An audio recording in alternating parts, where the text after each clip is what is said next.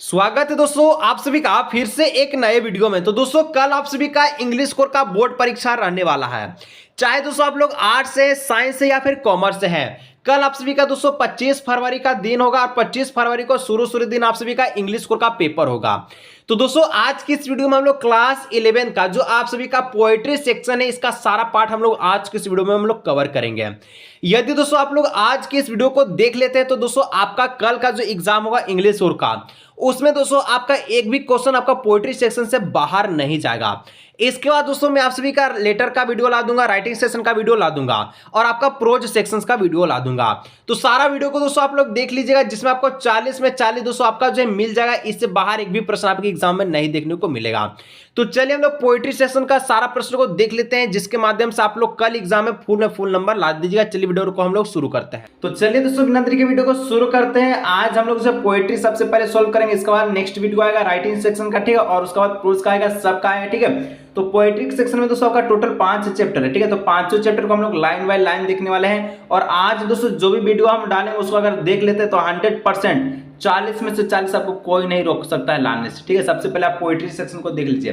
तो सबसे पहला जो चैप्टर आता है वो आपका, ठीक है, फोटोग्राफ। तो इसका जो लेखक है, ठीक है, यानी कि जो आपका पोएट है, ठीक है, कवि कौन हो जाएगा, तो चार्ली टॉल्सन यहाँ पर जैसे कि दिख रहा है। चलिए बिना देरी के वीडियो को शुरू करते हैं। आज जो है 4-5 वीडियो डाल देंगे इंग्लिश कोर का, ठीक है। राइटिंग सेक्शन का अलग हो जाएगा, ठीक है, और आपका प्रोज का पोएट्री का अलग हो जाएगा। सब चीज का अलग अलग वीडियो डाल देंगे, आप देख लीजिएगा, ठीक है। चलिए तो दोस्तों सबसे पहला प्रश्न जो आपका पहला चैप्टर से पूछा गया था फोटोग्राफ से, ठीक है, कि who is the poet of the poem a photograph, ठीक है। यहाँ पर दोस्तों ये फोटोग्राफ का जो पोएम है, ठीक है, आपका कविता फोटोग्राफ, इसका जो कवि कौन है तो हम लोग अभी देखें कि चार्ली टॉल्सन, एंड ऑप्शन में इसका जो एक करेक्ट आंसर हो जाएगा। चलिए 2 नंबर कहता है the photograph is made by which material, यानी कि फोटोग्राफ कौन से मटेरियल से बनाया गया था, तो फोटोग्राफ दोस्तों आपका कार्डबोर्ड से बनाया गया था, ऑप्शन नंबर बी हो जाएगा, ठीक है। चलिए 3 नंबर दोस्तों कहता है कि the cardboard show the picture of, यानी कि कार्डबोर्ड जो आपका पिक्चर था, ठीक है, उसमें किसे दिखाया गया है, तो नरेटर, मदर और एंड हार्ट 2 कजन्स को, ठीक है। यानी कि देखिए कार्डबोर्ड में कौन कौन चित्र दिखाता है, तो माँ और उसके 2 चचेरे भाई का, ठीक है। चलिए आगे हम लोग नेक्स्ट बढ़ते हैं। तो 4 number what are the girls seen doing in the photograph, ठीक है। तो यहाँ पर आपसे पूछा कि तस्वीर में लड़कियां क्या करते दिखा रही है, ठीक है, दिख रही है। तो तस्वीर में जो लड़कियां हैं, ठीक है, वो आपका जो पेडिंग करते हुए दिख रही है, तो ऑप्शन में डी हो जाएगा, ठीक है। चलिए पेडिंग मतलब तैरना होता है, ठीक है।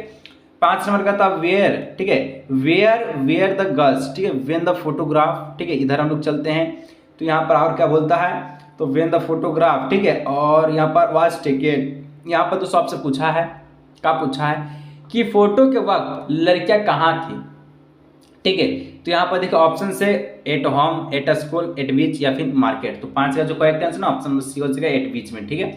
चलिए 6 नंबर दोस्तों का था the big girls hair means. यहाँ पर आपसे दोस्तों पूछा है कि यहाँ लड़की यहाँ पर बड़ी लड़की, ठीक है, बड़ी लड़की का मतलब क्या है, तो यहाँ पर जो बड़ी लड़की है इसका मतलब हो जाएगा नरेटर, मदर, यानी उसकी माँ, ऑप्शन में सी, ठीक है। आगे बढ़ते हैं 7 नंबर दोस्तों आपसे पूछा प्रश्न है कि what was the age of the mother, ठीक है, when the photograph was taken. जब दोस्तों फोटोग्राफ जो फोटो टेकन कर रहा था, ठीक है, तब उनकी जो माँ थी, मदर, ठीक है, उनकी एज कितनी है आपसे पूछा है, ठीक है। तो 7 का जो करेक्ट आंसर है वो ऑप्शन नंबर हो जाएगा, क्या हो जाएगा, तो डी नंबर 12 साल की, ठीक है, ऑप्शन में डी। चलिए आगे दोस्तों नेक्स्ट बढ़ते हैं। तो 8 नंबर आपसे प्रश्न पूछा है बिसाइड द नरेटर मदर, ठीक है। यहाँ दोस्तों आपसे प्रश्न जो पूछा है हिंदी में, इसको हम लोग देखते हैं, तो वर्णात्मक माँ की अलावा, ठीक है, यानी कि बिसाइड द नरेटर मदर के जो है, ठीक है, मदर के जो अलावा, यानी वर्णकता माँ की जो अलावा कौन है, तो 8 का जो करेक्ट ऑप्शन नंबर बी हो जाए, 2 गर्ल्स स्टूड हियर, ठीक है। चलिए यानी कि यहाँ पर वहाँ 2 लड़कियां खड़ी थी, ठीक है। चलिए बिसाइड द नरेटर मदर, यानी कि नरेटर मदर के जो है साइड में 2 लड़कियां खड़ी थी। 9 नंबर कहता है द अंकल वाज, अंकल कौन था दोस्तों आपसे पूछा है, ठीक है। तो अंकल कौन था, तो स्टैंडिंग भी था कैमरा, ठीक है, यानी कि जो है अंकल क्या था, चाचा थे, तो यहाँ पर कैमरे को लेकर खड़ा हुआ, ठीक है। चलिए आगे बढ़ते हैं। तो 10 नंबर यहाँ पर पूछा गया आपसे प्रश्न कि the sweet face the photograph so was, ठीक है, यानी कि यहाँ पर आपसे बोला है प्रश्न में, क्या बोला है कि देखिए तस्वीर में दिखाया गया प्यारा चेहरा था, किसका चेहरा था दोस्तों, तस्वीर में जो प्यारा चेहरा था उसका है नरेटर मदर का, ऑप्शन में सी हो जाएगा, ठीक है। आगे बढ़ते हैं 11 number the photograph was taken when, यानी दोस्तों आपसे पूछा गया है, क्या पूछा है कि तस्वीर जो तब ली गई जब, ठीक है, when the photograph was taken when, यानी कि कब तस्वीर लिया गया था, ठीक है। तो तो यहाँ पर 11 का जो correct answer option number D हो जाएगा, the narrator mother was not even born, ठीक है, यानी कि कथावाचक का जन्म भी नहीं हुआ था, ठीक है। चलिए आगे नेक्स्ट हम लोग बढ़ते हैं। तो 12 नंबर का था द वर्ड, ठीक है, ट्रांसिस्ट शो, मतलब यहाँ पर दोस्तों कहा है कि क्षणिक शब्द को दर्शाता है, तो क्षणिक शब्द को कौन दर्शाएगा, ठीक है। तो यहाँ पर 12 का जो correct answer option number C हो जाएगा, द मोमेट्री, और ठीक है इफेलिया, ठीक है, इफेमरल लाइफ, यानी ऑप्शन नंबर सी हो जाएगा, जिसको हम लोग हिंदी में कह सकते हैं क्षणिक या अनित्य जीवन, ठीक है। देखिए आज का दोस्तों जो वीडियो देख लेगा ना, वो 100% है कि 40 में 40 इंग्लिश स्कोर में लेकर आएगा, चाहे आप आर्ट्स के स्टूडेंट है, साइंस के या फिर कॉमर्स के, ठीक है।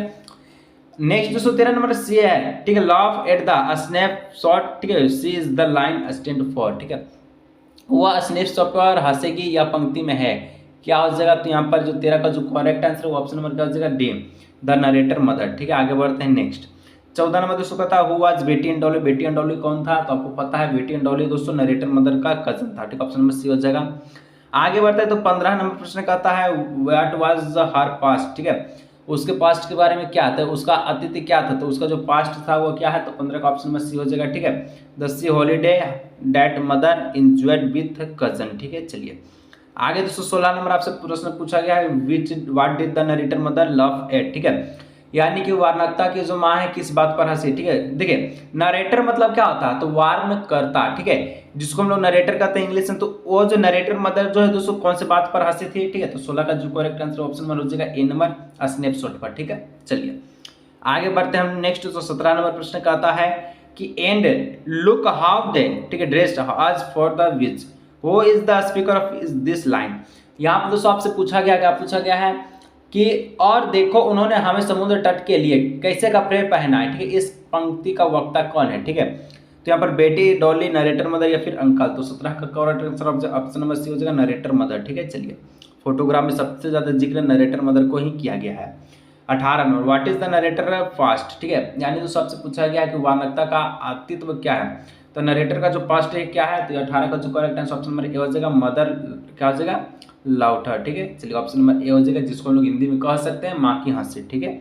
चलिए आगे बढ़ते हैं नेक्स्ट नंबर था द गर्ल्स स्टैंड फॉर, मतलब दोस्तों यहाँ पर आपसे पूछा है कि गर्ल्स का मतलब, ठीक है, यहाँ पर क्या, तो गर्ल्स जो स्टैंड फॉर कहाँ पर, ठीक है, कौन गर्ल्स यहाँ पर, ठीक है, तो गर्ल्स को कौन इंडिकेट कर रहा है, तो यहाँ पर ऑप्शन में सी नरेटर मदर, ऑप्शन में सी हो जाएगा, ठीक है। आगे बढ़ते हैं 20 नंबर कहता है आपसे भी से the narrator talks about whose death in the last stanza, अंतिम क्षण में कथावाचक किसकी मृत्यु की चर्चा करता है, ठीक है। तो 20 का जो correct answer option D her mother का, ठीक है, उसके अपने माँ का, ठीक है। 21 नंबर कहता है कि दिस, ठीक है, सरकमस्टेंस मीन्स, यहाँ पर दोस्तों आपसे पूछा गया है कि यह परिस्थिति का अर्थ, परिस्थिति का मतलब क्या होता है, ठीक है। 21 का जो करेक्ट आंसर ऑप्शन नंबर क्या हो जाएगा, तो परिस्थिति का जो मतलब होता है वो होता है दोस्तों ऑप्शन नंबर बी, ठीक है, the death of the mother, ठीक है। चलिए आगे नेक्स्ट हम लोग बढ़ते हैं। तो 22 नंबर आपसे प्रश्न पूछा गया है कि इट्स साइलेंस, ठीक है, साइलेंस मीन्स, तो यहाँ पर साइलेंस का मतलब क्या हो जाएगा, तो साइलेंस का जो मतलब हो जाएगा silence called by the mother that gives, ठीक है, ऑप्शन नंबर डी हो जाएगा, ठीक है। इस प्रकार से हम लोग देख लिए 22 को, आगे इधर नेक्स्ट हम लोग बढ़ते हैं, ठीक है।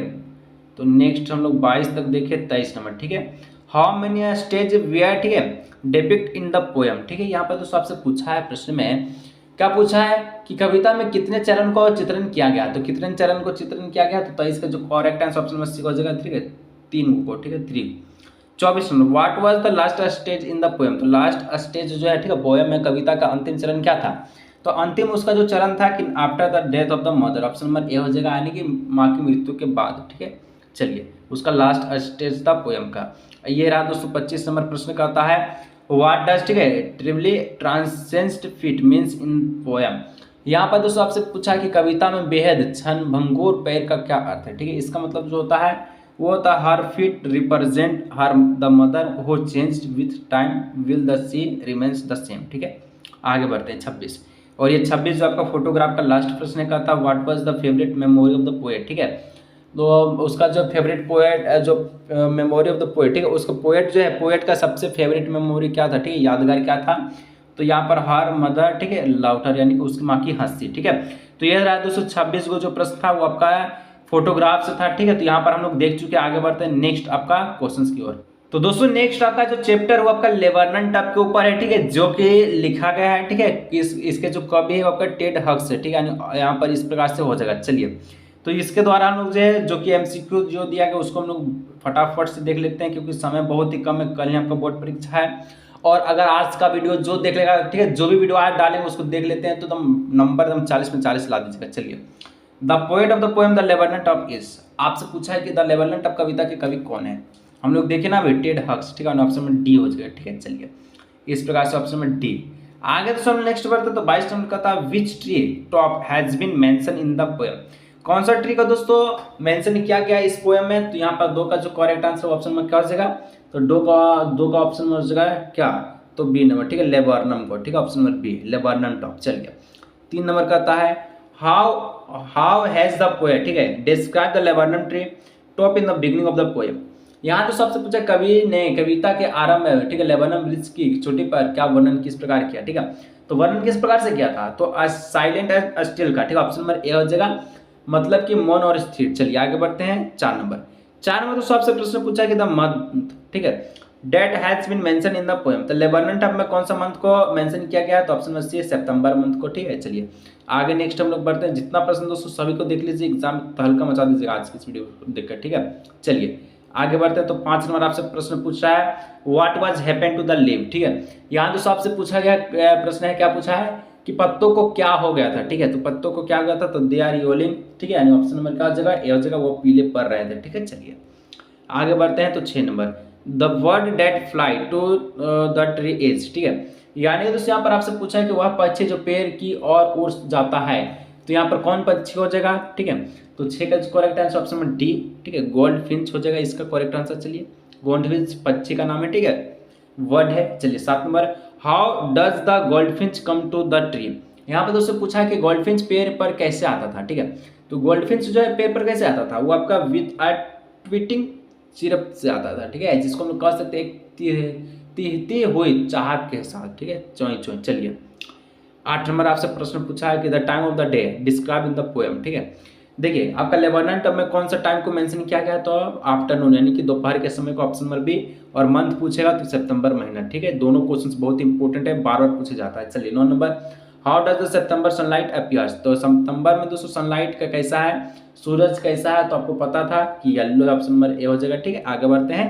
10, the Lebanon top remains dead, ठीक है, डैश टिल द गोल्डफिंच कम, कहता है दोस्तों, क्या कहता है देख लीजिए, लेबनन वृक्ष का शीर्ष बना हुआ है, गोल्डफिंच आता है तब। ठीक है, यहाँ पर दोस्तों 10 का जो करेक्ट आंसर है ये हो जाएगा option number B, silent and quite still. ठीक है, क्या होता है, मौन और एकदम स्थिर से। ठीक है, चलिए आगे बढ़ते हैं। 11 number, how does the goldfinch sit at the branch and, यहाँ दोस्तों आपसे प्रश्न पूछ रहा है, आपसे बहुत ही प्यारा प्रश्न है, गोल्डफिंच शाखा के सिर पर बैठता था, किस सिर पर बैठता था। ठीक है, तो विथ ए जर्क वैन या फिर with a subtler and the startlement, ठीक है, स्टेलमेंट या फिर साइलेंटली। तो यहाँ पर क्या हो जाएगा, तो 11 का जो ऑप्शन में सी दिख रहा है ना, विथ ए सडनेस और एंड अस्टेयर, ठीक है, स्टार्टमेंट, यानी ऑप्शन में सी इसका हो जाएगा। ठीक है, अचानक और चौंका देने के साथ। चलिए आगे बढ़ते हैं।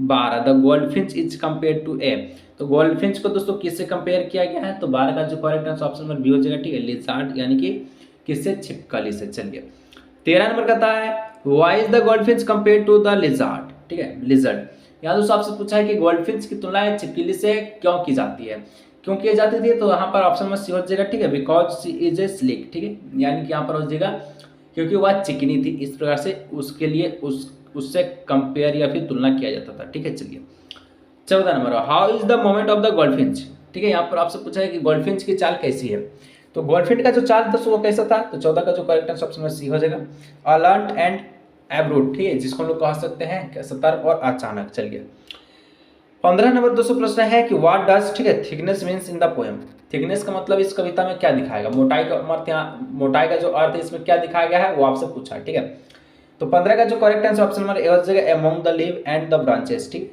चलिए आगे बढ़ते हैं। तो 16 नंबर, ठीक है, ट्रिलिंग आ, तो यहाँ पर दोस्तों आपसे पूछा है कि ट्रिलिंग है, ट्रिलिंग क्या है, एक प्रकार का, तो 16 का जो correct answer option number A short high sound है। ठीक है, ऑप्शन नंबर ए हो जाएगा। चलिए आगे दोस्तों यहाँ पर नेक्स्ट 17 नंबर प्रश्न कहा है, ए मशीन स्टार्ट अप ऑफ, ठीक है, ए मशीन स्टार्ट होती थी, कब मशीन स्टार्ट होता था। ठीक है, तो 17 का जो correct answer option number D हो जाएगा, यानी कि चिटरिंग्स, ट्रेमर्स ऑफ विंग्स और ट्रिलिंग। यहाँ पर तीनों जगह ऑन, ट्रिलिंग पंखों का कांपना, यानी ऑप्शन नंबर डी इनमें से सभी। चलिए 18 कि द वॉल ट्री टेम्बल्स, ठीक है, ट्रेमल्स एंड ट्रिल्स विथ, कहा दोस्तों यहाँ पर आप सभी से पूरा पेड़ कांपता है और रोमांचित है, ठीक है। तो यहाँ पर क्या हो जाएगा, तो 18 का जो करेक्ट है option number be the arrival of the goldfinch. आगे बढ़ते हैं 19 number, it the engine of her family, ठीक है, इट हर स्टैंड फॉर, इस प्रकार से पूछा गया प्रश्न है कि उस या उसके परिवार का इंजन है, ठीक है। यहाँ इट का अर्थ क्या है, तो यहाँ पर दोस्तों इट का मतलब क्या हो जाएगा, आई टी, इट का मतलब हो जाएगा 19 का जो है option number D the laburnum tree, ठीक है। चलिए आगे बढ़ते हैं 20 number, what is the identity, ठीक है, identity sign of the goldfinch. कहा है दोस्तों आप सभी से कि देखिए गोल्डफिंच का पहला जो चिन्ह, गोल्डफिंच का जो पहचान चिन्ह क्या था, ठीक है, तो उसका पहचान जो चिन्ह था वो आपका क्या था, तो हर बेरेड फेस, ठीक है, यानी ऑप्शन नंबर बी हो जाएगा, ठीक है, जिसको हम लोग कह सकते हैं उसका अवरुद्ध चेहरा। चलिए आगे बढ़ते हैं 21, बेरेड फेट्स मीन्स, तो बेरेड फेट्स का मतलब क्या होता है, तो इसका मतलब दोस्तों आपसे पूछा, ठीक है, वर्जित मुख का मतलब क्या होता है, तो वर्जित का मुख का मतलब जो है वो तो face having strip, option number C हो जाएगा। 23 नंबर दोस्तों आपसे प्रश्न पूछा है, क्या पूछा है, देखिए व्हाट डज द फर्स्ट, ठीक है, the barred face identify marks means, ठीक है, यहाँ पर आपसे पूछा गया है इसका जो बेरेड फेस है, ठीक है, आइडेंटिफाई मार्क्स, इसका मतलब क्या होता है, ठीक है।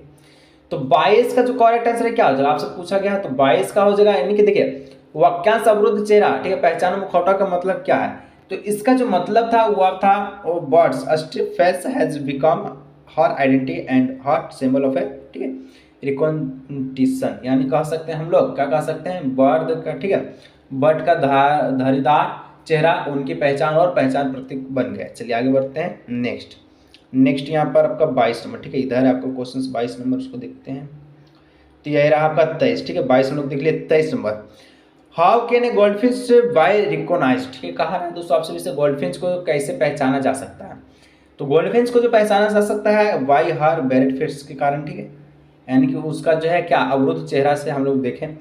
24 number, what is the meanings of the words eerie, ठीक है, यहाँ पर दोस्तों पूछा कि भयानक शब्द का अर्थ क्या होगा, भयानक का मतलब क्या होता है, ठीक है, इरीज का मतलब दोस्तों क्या होता है, तो इसका जो मतलब होता है स्ट्रेंज होता है, ऑप्शन नंबर सी हो जाएगा, ठीक है। चलिए आगे बढ़ते हैं 25 नंबर कि द विस्टल सिरप, ठीक है, और which fearings of the goldfinch are, कह रहा है कि गोल्डफिंच की सिटी सिरप और फुसफुसाहट है कैसा है, ठीक है, तो 25 का हो जाएगा ऑप्शन में सी जैसा, यानी कि स्ट्रेंड और डी क्लियर, ठीक है। चलिए आगे बढ़ते हैं next 26, the meaning of A launch away is, आने दोस्तों यहाँ पर आपसे पूछा है कि लॉन्च अवे का अर्थ क्या है, तो लॉन्च अवे का जो मतलब होता है ऑप्शन नंबर बी हो जाएगा फ्लाई अवे, ठीक है, ऑप्शन नंबर बी। चलिए आगे बढ़ते हैं 27, which figure of a speech is used in September sunlight, ठीक है, सितंबर सनलाइट में कौन सा अलंकार प्रयोग किया गया, ठीक है, कौन सा स्पीच को प्रयोग किया गया है, तो यहाँ पर 27 का जो correct answer option number D, ठीक है, एलिट्रेशन को प्रयोग किया गया है, जिसको हम लोग हिंदी में कहते हैं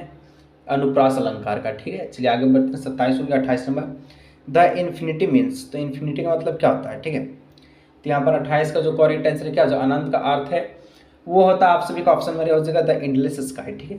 चलिए आगे बढ़ते हैं 29 और 30 आपका जो लास्ट क्वेश्चन था, ठीक है, सी लॉन्च अवे सी हार्ट, ठीक है, स्टैंड फॉर, यहाँ पर दोस्तों आपसे पूछा गया 29 नंबर, ठीक है, कि वह दूर चली गई, ठीक है, वहाँ, ठीक है, वह यहाँ के लिए खड़ा है, तो यहाँ पर 29 का जो करेक्ट आंसर जानते हैं क्या हो जाएगा option number D the goldfinch, इसका हो जाएगा।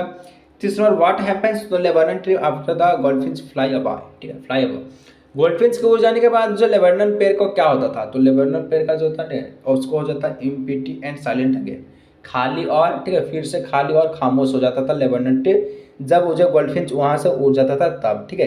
तो ये रहा दोस्तों 30 हम लोग देख लिए इसका जो आपका लेबर्टन ट्री का जो क्वेश्चन को, ठीक है। अब दोस्तों नेक्स्ट आपका जो थर्ड चैप्टर है the voice of the rain, ठीक है, अब the voice of the rain का हम लोग उसे पोएट्री सेक्शन को पूरा समाप्त करते हैं, उसके बाद हम लोग जो 2 और चैप्टर को देखेंगे, उसके बाद पोएट्री सेक्शन आपका समाप्त हो जाएगा, ठीक है।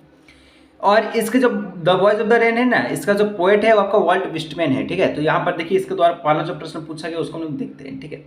और ऐसा क्वेश्चन दोस्तों आपका यहाँ से तो एक भी क्वेश्चन नहीं छूटेगा और आप समझ में अभी आ जाएगा, ठीक है, एक एक प्रश्न को आप जान चुके होंगे। 1 नंबर कहता है व्हाट डज, ठीक है, the word of a descend means, यहाँ जो सबसे पूछा उतरना शब्द का अर्थ क्या होता है, तो उतरना का मतलब जानते क्या होता है, option number B come down, ठीक है, आ जा बाबू। चलिए 2 number, what hyperbole is used in the poem.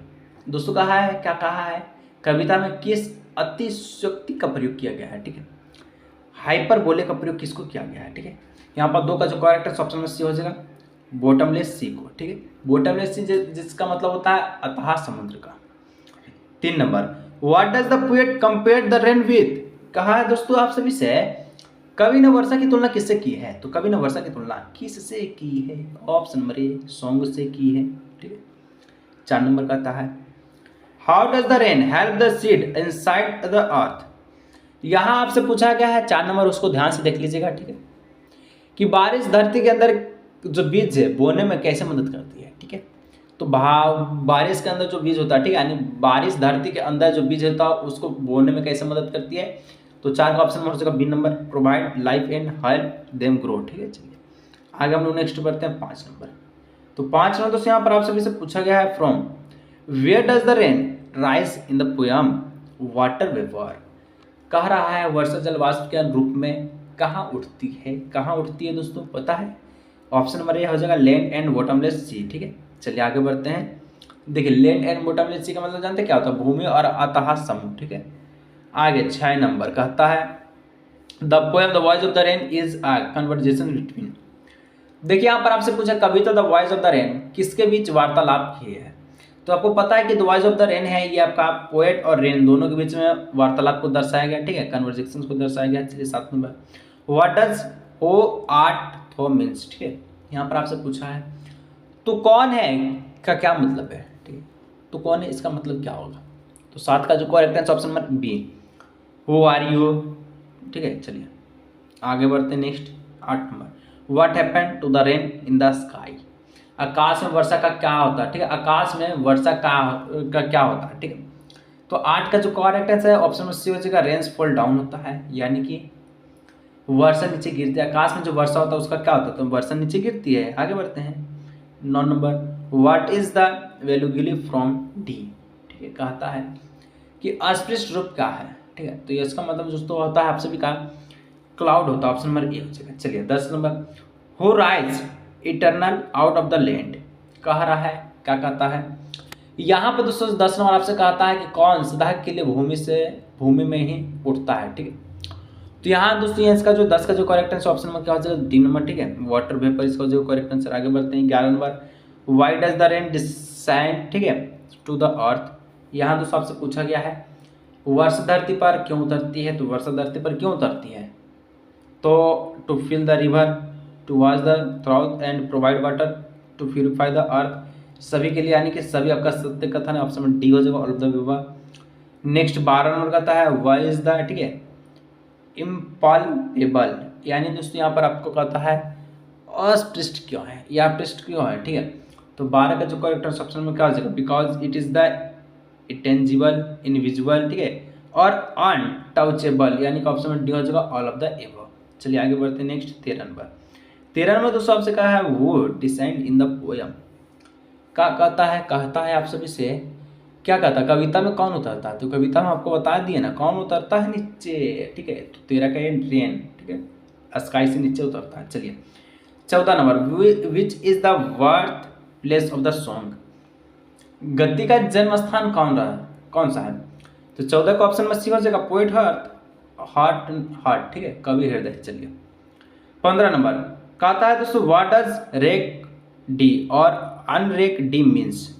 Rake और अनरेक मतलब क्या होता है, ठीक है, रेक डी और अरेक डी मतलब जानते क्या होता है, इसका हो जाएगा ऑप्शन में सी हो जाएगा, cared for not cared for, ठीक है। चलिए अब नेक्स्ट दोस्तों आपका चैप्टर 4 जो आपका पोएटिक सेक्शन का जिसका नाम है चाइल्डहुड, जिसके लेखक जो है यानी कि पोएट जो है वो आपका मार्क्स, ठीक है, मार्कस नेटन हो जाएगा, ठीक है। चलिए आगे बढ़ते हैं, इसको हम लोग देखते हैं इसमें कैसा कैसा क्वेश्चन है, ठीक है, उसके बाद कल एग्जाम में तो तहलका मचा दीजिएगा आप लोग, ठीक है। चलिए पहला जो प्रश्न है, who is the poet of the poem childhood है, ठीक है, चाइल्डहुड के जो पोएम है पोएम, ठीक है, इसका जो कवि कौन है, ठीक है, बचपन कविता के कवि कौन है, हम लोग देख चुके हैं कि मार्कस नेटन, ऑप्शन में सी हो जाएगा, ठीक है।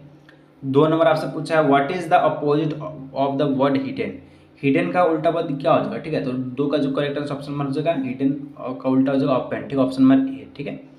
चलिए छिपा हुआ यानी कि खुला हुआ, इसका opposite 3 number, what questions does the poet ask to himself. ठीक है, यहाँ दोस्तों आपसे पूछा गया है कि what question does the poet ask to himself, उसके बारे में यानी कि कवि स्वयं से क्या प्रश्न पूछता है। तो कवि स्वयं से जो प्रश्न पूछता है वो पूछता है when did my childhood go, where did my childhood go, कब और कहाँ बीत गया। ठीक है, यानी ऑप्शन में सी हो जाएगा ए बी दोनों। 4 number, what is the poem childhood about. तो पोएम तो चाइल्डहुड अबाउट यानी कि चाइल्डहुड इस किसके बारे में पोएम यहाँ पर दर्शाया गया। ठीक है, बचपन कविता में किस बारे में है, तो यहाँ पर साफ साफ आपका जिक्र किया गया है बचपन का, यानी पोएट लॉस्ट चाइल्डहुड का, कवि का जो जीवन खोने का दुख को दर्शाया गया। चलिए 5 number, what is the meaning of the word.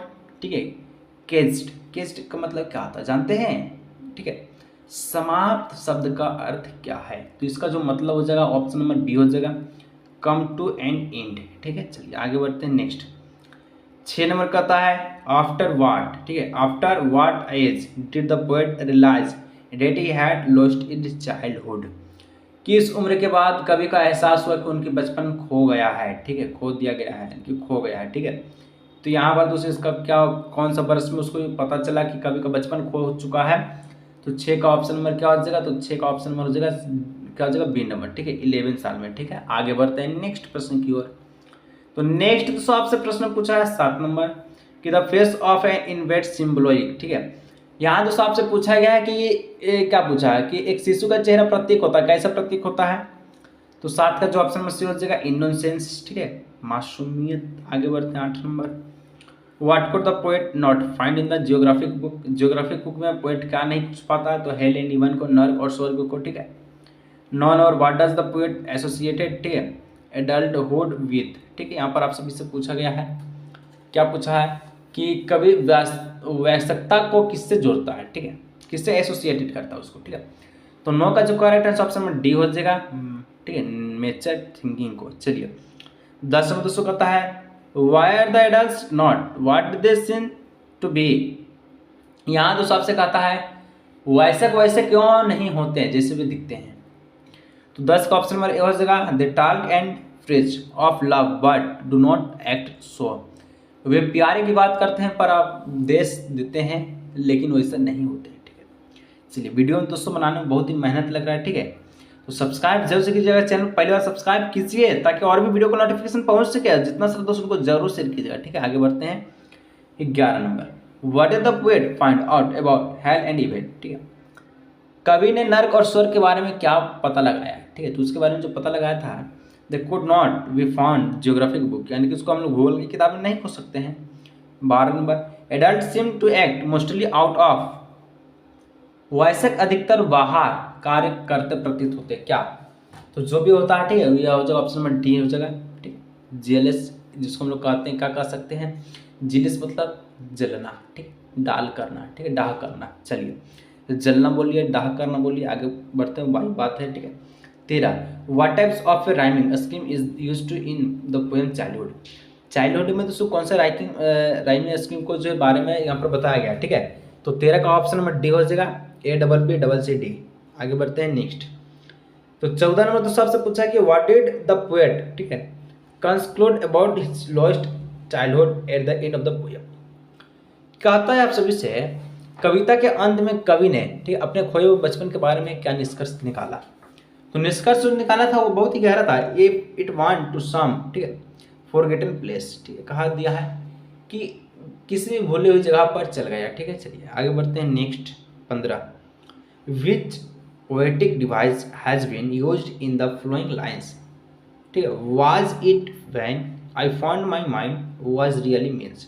तो यह जो का जो लाइन दिया है इसमें आपका पोएटिक डिवाइस कौन सा हो जाएगा। ठीक है, तो यहाँ पर देखिए 15 का जो ऑप्शन क्या क्या दिया गया है, और यहाँ पर हो जाएगा एलिट्रेशन, स्माइल, ठीक है, मेटाफोर या फिर पर्सोनिफिकेशन। तो 15 का जो करेक्ट आंसर ऑप्शन नंबर हो जाएगा ठीक है एलिट्रेशन। आगे बढ़ते हैं 16, where could we see his childhood now. कहा था दोस्तों कि जब उसे अपना बचपन कहाँ दिखाया। ठीक है, जब उसे अपना बचपन यानी कि जो देखें उसे बचपन अपना कहाँ दिखाया था, तो यहाँ पर इन ए इन्फेंट फेस यानी कि एक छोटे बच्चे के चेहरे पे। ठीक है, 17 नंबर का था what is the difference between an adult and a child. तो बच्चा और ठीक है एडल्ट में क्या अंतर है दोस्तों आपसे पूछा है। ठीक है, तो बच्चा और आपका जो है एडल्ट में क्या अंतर है, ठीक है। चाइल्ड और एडल्ट में जो अंतर है वो आपका मेन अंतर है, an adult can tell the difference between reality and fantasy while the child can not, ठीक है। मतलब जो एडल्ट लोग होता है, जवान लोग, ठीक है, वो अपने रियलिटी को दर्शाता नहीं है, बल्कि जो भी जहाँ चाहता है कि जिसकी तरफ चाहता है उसकी तरफ मुड़ जाता है, लेकिन चाइल्ड ऐसा नहीं करता, ठीक है। वो बच्चा है, बच्चा मासूमियत होता है। चला गया, बढ़ते हैं next 18 number. Why do adults talk a phrase of a love but to do not loving. यहाँ तो सबसे पूछा कि वैसे प्रेम की बात और उपदेश क्यों करता है परंतु प्रेम पूर्वक व्यवहार नहीं करते हैं, ठीक है। तो 18 का जो करेक्ट ऑप्शन नंबर ए हो जाएगा, बिकॉज दे आर, ठीक है, हाइपोक्रिटिस। चलिए आगे बढ़ते हैं नेक्स्ट 19 नंबर कि what did the poet find out about hello and heaven. बात दोस्तों बोलता है कि कवि ने नरक और स्वर्ग के बारे में क्या पता लगाया। तो क्या पता लगाया था, तो यहाँ पर हो जाएगा they wear an imaginary places, ठीक है, वे काल्पनिक स्थान है, ठीक है, इसके बारे में पता लगाया था। चलिए 20 नंबर का था, ये अंतिम प्रश्न है। इसके बाद लास्ट चैप्टर को बच गया, what is the most important things about wings and adult, ठीक है। एडल्ट के बारे में दोस्तों आपका जो है क्या बोलता है कि वयस्क होने के बारे में सबसे महत्वपूर्ण बात क्या है, ठीक है। तो 20 का ऑप्शन नंबर ये हो जाएगा they have their own thought, ठीक है। इस प्रकार से यहाँ पर हम लोग 4 चैप्टर को सोल्व कर चुके हैं पोइट्री सेक्शंस का, ठीक है। आगे नेक्स्ट हम लोग बढ़ते हैं, ठीक है। नेक्स्ट दोस्तों का जो चैप्टर फादर टू सन से लेकर है, ठीक है। चैप्टर 5 का फादर टू सन है, जिसके जो लेखक है आपसे कौन है, तो इनका जो लेखक है वो आप साफ साफ देखिए दिया गया है कि एलिजाबेथ, ठीक है, जेनिंग्स, ठीक है, एलिजाबेथ जेनिंग्स फादर टू सन के जो पोएट है, ठीक है, कवि है। चलिए अब ये जो आपका लास्ट पोएट्री का जो लास्ट चैप्टर है इसको आप पढ़ लीजिएगा। उसके बाद हम लोग जो राइटिंग सेशन को अगला नेक्स्ट वीडियो में देखेंगे और आपका प्रोज को देखेंगे और उसके बाद जो है सबसे समाप्त कर देंगे, ठीक है। और स्नैपचैट के बारे में हम लोग थोड़ा बहुत जान लेंगे। चलिए तो दोस्तों यहाँ पर जो पहला प्रश्न है चैप्टर 5 का पोएट्री का लास्ट प्रश्न यानी कि लास्ट चैप्टर से कहता है the poet of father to son is, पिता से पुत्र के कवि है, यानी कि देखिए poet of father to son is, इसके जो कवि कौन है, तो एलिजाबेथ जेनिंग्स। हम लोग जैसे कि देखा ऑप्शन में डी हो जाएगा। आगे बढ़ते हैं, Elizabeth Jennings is a poet of, ठीक है। यहाँ दोस्तों आपसे पूछा एलिजाबेथ जेनिंग्स कवि है, तो यहाँ पर कैसे कवि है, तो ये आपका फादर टू सन के कवि है, ऑप्शन नंबर सी हो जाएगा, ठीक है। और 3 नंबर दोस्तों नेक्स्ट करता है what is the narrator in the poem father to son, ठीक है। आपसे पूछा दोस्तों यहाँ पर कि फादर और सन में कथावाचक कौन है, नरेटर इसमें कौन हो जाएगा, ठीक है, मदर, फादर, ब्रदर, सिस्टर। तो 3 का जो ऑप्शन नंबर क्या हो जाएगा, बी नंबर फादर, ठीक है। चलिए आगे बढ़ते हैं next 4 number, this child refer to dash in the poem father to, कहता है बचपन या बचपन का तात्पर्य पिता से पुत्र तक है डैश कविता में, कौन सी कविता में, यानी कि कैसे हो जाएगा, तो refer to dash in the poem father to son, ठीक है। 4 का जो ऑप्शन नंबर डी हो जाएगा सन, ठीक है, son in the poem the child refer to son in the poem father to son, ठीक है, इस प्रकार से लिख लीजिएगा डी नंबर। चलिए आगे बढ़ते हैं 5 नंबर।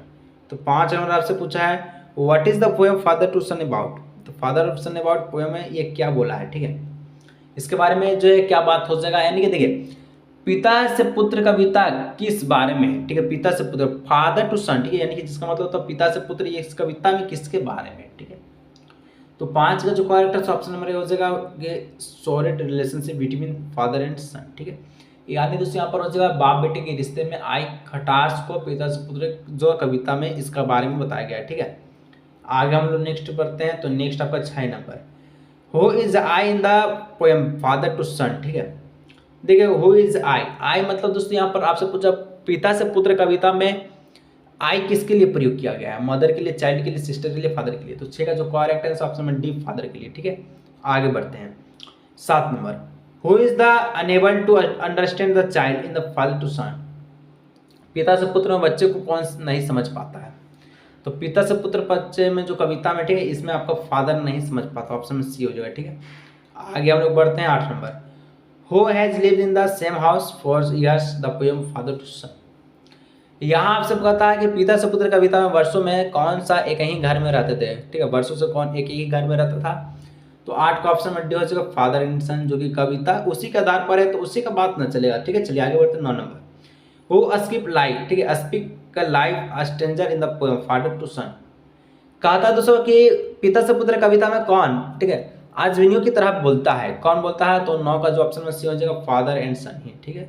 चलिए आगे बढ़ते हैं पिता से पुत्र नेक्स्ट बढ़ते हैं तो दोस्तों 10 नंबर कहता है व्हाट इज द, ठीक है, prodigal in the poem father to son. पिता से पुत्र कविता में उराव कौन है? उराव कौन हो जाएगा यहाँ पर, ठीक है, प्रोडिगल कौन हो जाएगा, ठीक है, इस प्रकार से पूछा है। तो 10 का जो करेक्ट आंसर ऑप्शन हो जाएगा डी नंबर सन, ठीक है।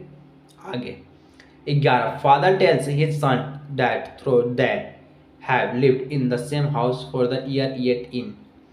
कहता है कि पिता अपने बेटे से कहता है कि यद्यपि वर्षों से एक घर में ही रहते हैं फिर भी वाह, क्या है, एक घर में रहता फिर भी क्या करता है, तो डज नॉट अंडरस्टैंड हिम, मतलब कि देखिए उसे समझ नहीं आता, ठीक है।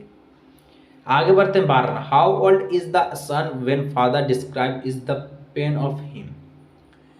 कि जब पिता अपना दर्द बेटे से बयान करती है, ठीक है, करता है, तो उसकी उम्र कितनी थी, ठीक है। तो यहाँ पर हो जाएगा 12 का ऑप्शन नंबर हो जाएगा C number, just become an adult, ठीक है, वैसे की तरह छोटा, ठीक है। चलिए आगे बढ़ते हैं। नेक्स्ट आपका 13 does father know about his son like और डिसलाइक।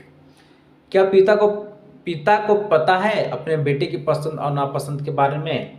आपसे पूछा है, ठीक है, तो इसका 12 हो जाएगा नो, कुछ नहीं पता है, ठीक है। आगे बढ़ते हैं next 14 number the use of I in the line the seed I spent for so it weird in the poem father to son pointed to what।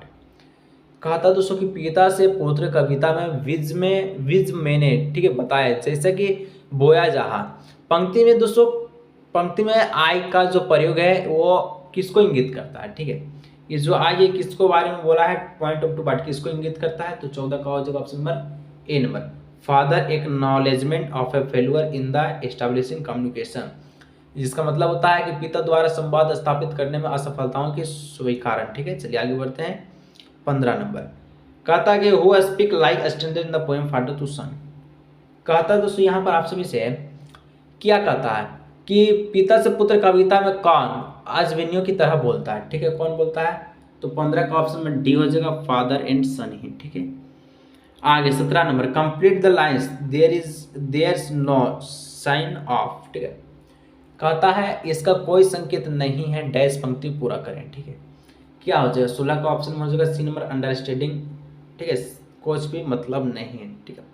17 dash surrounds अस, हमें घेर लेता है, डैश हमें घेर लेता है, क्या फियर हार्टेड लव साइलेंस, क्या घेर लेता है, तो साइलेंस यानी कि मौन घेर लेता है, ठीक है। 18 प्रोडिगल मीन्स, प्रोडिगल का मतलब क्या होता है, तो प्रोडिगल्स का मतलब होता है समवन, ठीक है, who loves to spend money, ठीक है। यहाँ पर आप सभी से पूछा था उराव का अर्थ होता है कोई ऐसा जो पैसे खर्च करना पसंद करता है, ठीक है। आगे हम लोग नेक्स्ट बढ़ते हैं 19 नंबर कि the speaker speak of which relationship in the poem father to son. कहता है वक्ता, ठीक है, वक्ता कविता पिता से पुत्र में किस रिश्ते के बारे में बता रहे हैं, ठीक है, किस रिश्ते के बारे में बोला है, कौन से रिलेशनशिप के बारे में, तो 19 का दोस्तों ऑप्शन नंबर ए ही हो जाएगा फादर सन के बारे में, ठीक है, जब उसका बारे में ही है तो उसी के बारे में बोलेगा, ठीक है। 20 number identify the smile in the given option. कहता है कि दिए गए विकल्प में उपमा का पहचाने, ठीक है, उपमा को पहचाने।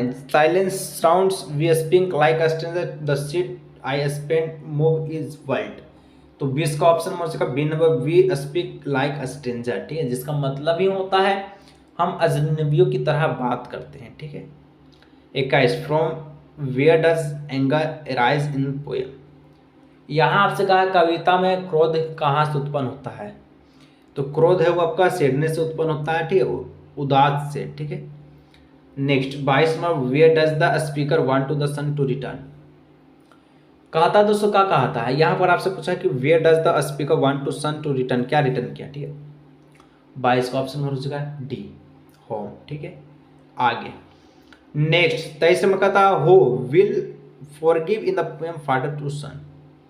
यहाँ पर फॉरगिव क्या होना चाहिए, ठीक है, तो 23 का ऑप्शन में डी हो जाएगा father and son will forgive each other. आगे बढ़ते हैं 24 में what is meant by live on the same globe in, ठीक है, ग्लोब इन और in the poem father to son, इस प्रकार से यहाँ पर दिया गया है और कहा दिया गया है, ठीक है।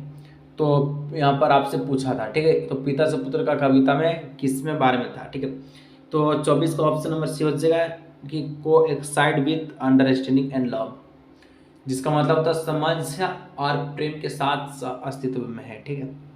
25 why should we both much live on the same globe in the poem father to son, पिता से पुत्र कविता में हम दोनों, ठीक है, को एक ही ग्लोब पर क्यों रहना चाहिए।